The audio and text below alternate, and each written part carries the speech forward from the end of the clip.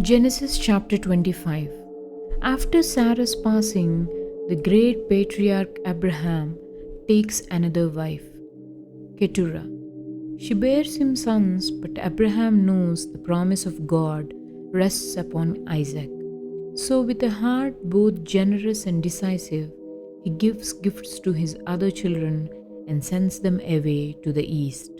While the full inheritance, the covenant blessing, remains with Isaac, years pass and Abraham's long journey on earth comes to its peaceful end.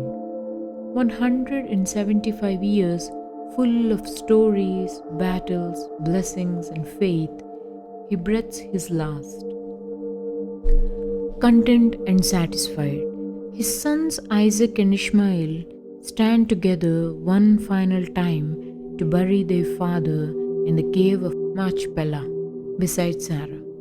The story pauses to trace Ishmael's legacy: 12 sons, 12 tribes, his people settling from Havilah to Shur. Ishmael himself lives 137 years before joining his ancestors. Then the focus turns to Isaac. He is 40 years old when he marries Rebekah, but 20 years long, the sound of children never fills their tent.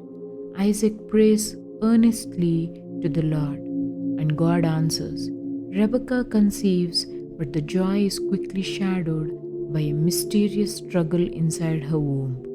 Troubled, she seeks the Lord, and his words are both a promise and a prophecy.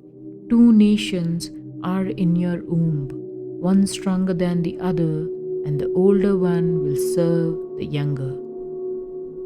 The day of birth arrives. The firstborn emerges, red covered with hair, Esau. Moments later, the second, his tiny hands gripping his brother's heel, Jacob.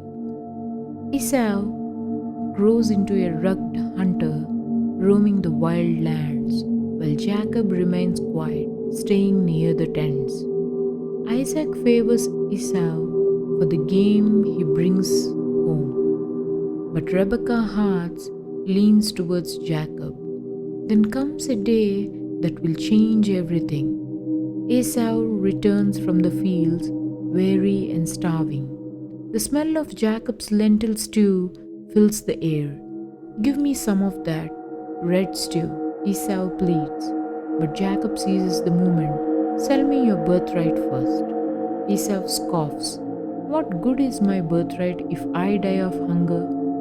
He swears the oath, trading the blessing of the firstborn for a bowl of stew. And in the simple, fateful meal, Esau shows he despised what was priceless.